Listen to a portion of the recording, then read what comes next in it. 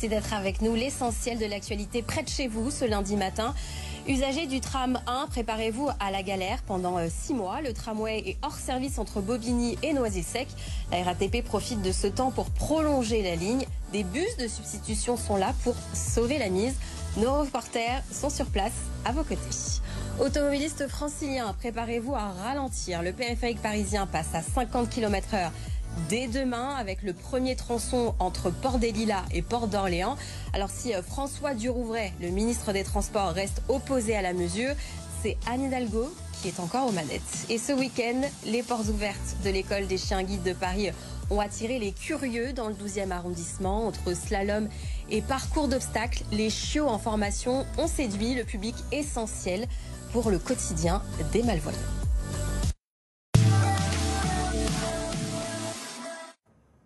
Paul Vannier, député LFI de la 5e circonscription du Val d'Oise, bonjour. Bonjour. Merci d'être avec nous.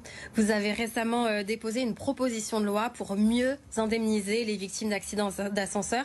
Quelles sont vos principales motivations et pourquoi ce timing ? Écoutez, l'ascenseur, c'est le mode de transport le plus utilisé chaque jour en France. C'est 100 millions de trajets.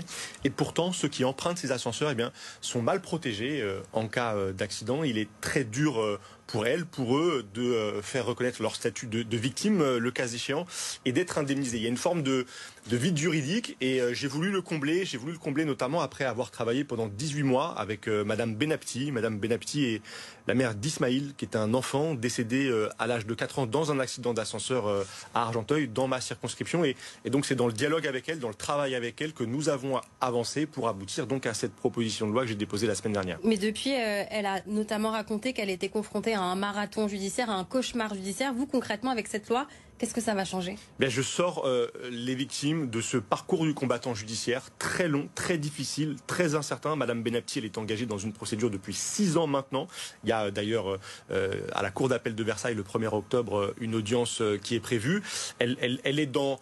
Au fond, c'est un combat de David contre Goliath face à des géants qui dominent ce secteur. Ce sont des multinationales qui réalisent des milliards et des milliards d'euros de chiffre d'affaires. Parce que quand on est victime d'accident d'ascenseur, c'est à vous de faire la preuve de la responsabilité de l'ascensoriste ou du propriétaire de l'ascenseur. Donc c'est un parcours du combattant très difficile avec des expertises, des contre-expertises. Ça prend beaucoup de temps et ça explique donc cette situation qui est insupportable avec... Par ailleurs, un deuil, la perte là d'un enfant, d'un être cher, donc c'est une souffrance qui n'est pas, que je pense pouvoir être résolue en faisant évoluer la loi. Vous faites bien de le dire parce qu'il y a aussi un récent accident du même sort à Grigny récemment. Une personne âgée aussi également a eu cet accident. Donc si votre loi est votée, si je comprends bien, le propriétaire de l'ascenseur sera identifié comme responsable. Mais comment vous allez pouvoir vous en assurer ? Est-ce qu'eux aussi vont pas se dédouaner de cette responsabilité ? Exactement, sans être trop technique, ma loi fait des propriétaires de l'ascenseur les responsables. Et ensuite, dans le cas d'une autre procédure, ces propriétaires peuvent se retourner éventuellement contre, par exemple, l'entreprise qui est chargée de l'entretien de l'ascenseur pour, par exemple, faire la démonstration que cette entreprise n'a pas bien fait son travail. Mais en reconnaissant le propriétaire comme responsable, je donne aux victimes un véritable statut et je permets leur indemnisation parce que ma proposition de loi vise aussi à rendre les assurances obligatoires. Ça n'est pas le cas aujourd'hui. Les propriétaires ont une obligation d'entretien, mais pas d'assurance. Or, il y a des accidents, il y en a à peu près 2 à 3 000 chaque année dans notre pays. Et puis malheureusement, il y a un décès par an en France dans des accidents d'ascenseur. Cette assurance, est-ce qu'elle concernerait aussi les bailleurs sociaux ? Généralement, souvent sur BFM Paris-Le-France, on a des histoires de locataires qui se retrouvent sans ascenseur ou avec des accidents ou avec des pannes à répétition. Est-ce que ça aussi, ça concernera les bailleurs sociaux de la région ? Bien sûr, les bailleurs sociaux sont des propriétaires eux aussi. Ils sont concernés par le champ d'application de ma loi. Et ce que vous disent vos téléspectateurs ne me surprend pas parce que dans le parc social, il y a plus de pannes. Il y a 2 fois plus de pannes, 9 par an en moyenne, contre 4 à 5 par an en moyenne dans l'ensemble du parc. Et ces pannes sont plus longues. Elles peuvent durer plusieurs semaines, plusieurs mois, avec des situations de souffrance, des gens qui sont dans des confinements forcés, assignés à résidence, prisonniers de leur domicile. Je pense aux personnes âgées, aux personnes en situation de handicap. Et donc, ma loi, c'est un de ses objectifs aussi. Elle vise à enclencher un cercle vertueux, parce que si les propriétaires sont davantage responsables, ils vont mieux entretenir les ascenseurs, donc il y aura moins de pannes, et moins d'accidents. Elle est bonne pour la sécurité, elle est bonne aussi pour le quotidien, avec un droit à la mobilité qui sera mieux respecté si cette loi est votée. Est-ce que vous êtes soutenu par d'autres députés, par la région Île-de-France qui a notamment mis en place un plan ascenseur ? Alors je suis très heureux, j'ai présenté cette loi jeudi, j'ai déjà le soutien de députés émanant de 5 groupes à l'Assemblée nationale, des groupes du Nouveau Front Populaire.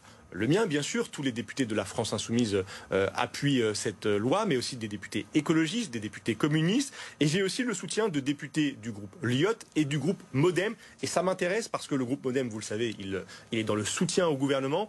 Et il y a un petit chemin pour ma loi dans le cadre de ce qu'on appelle les semaines de l'Assemblée qui permettent à des députés qui ont écrit des textes transpartisan, et celui-là a une vocation transpartisane, eh bien de mettre à l'ordre du jour à la condition d'avoir le soutien de parlementaires issus de plusieurs groupes. Donc là, je suis maintenant au travail pour aller convaincre, aller chercher des soutiens, des députés et faire en sorte, je l'espère, ça va être très difficile, mais il y a un petit chemin qu'un jour cette proposition de loi soit débattue, votée pour changer la vie des usagers et puis pour faire en sorte qu'il n'y ait plus d'accidents, plus de drames comme malheureusement celui qui a coûté la vie à Ismaël. Et Valérie Pécresse, du coup, est-ce qu'elle est réceptive aussi à votre proposition de loi, puisque elle a mis en place avec la région un plan ascenseur, notamment avec des associations locales qu'on reçoit dans Bonjour l'Île-de-France, puis sans ascenseur. Est-ce que elle a pas eu d'échange directement avec elle, mais il y a beaucoup de ces... Sur son soutien, moi, je compte sur le soutien de tous les députés. Il y a notamment des députés qui sont très proches d'elle. Je pense à M.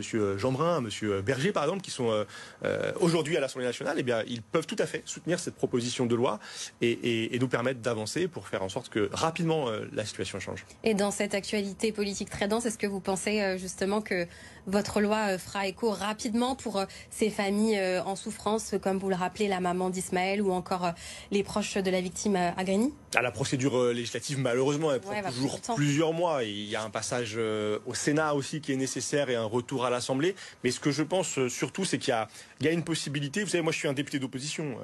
Mais donc, il est difficile pour moi de trouver les moyens de mettre à l'ordre du jour des textes et de les faire voter. Là, je crois que... Oui, mais bon, comme vous dites, c'est un problème récurrent qui touche des morts chaque année. Exactement. Et en plus, ça doit faire consensus. C'est le quotidien des Français. Exactement. Donc là, je m'engage dans cette démarche transpartisane pour aller chercher des soutiens. Je vous l'ai dit, j'ai déjà de nombreux soutiens qui se sont manifestés en quelques jours. Et là, ça va être un travail d'aller voir mes collègues pour les convaincre et de faire en sorte... vous savez, dans la composition nouvelle de l'Assemblée, avec cette question qui est dans la majorité, qui est dans l'opposition, il y a peut-être davantage de place. Nous sommes en train d'en discuter dans certaines des instances de l'Assemblée nationale pour des textes de ce type, pour permettre à des initiatives portées par des députés comme moi d'être mises à l'ordre du jour et d'être adoptées. Donc je vais tout faire et je crois vraiment que j'ai peut-être trouvé un moyen, une voie pour parvenir à l'adoption de ce texte. Et on sera attentif du coup à cette thématique. Merci beaucoup Paul Vannier, député LFI de la 5e circonscription du Val d'Oise. Vous venez de déposer une proposition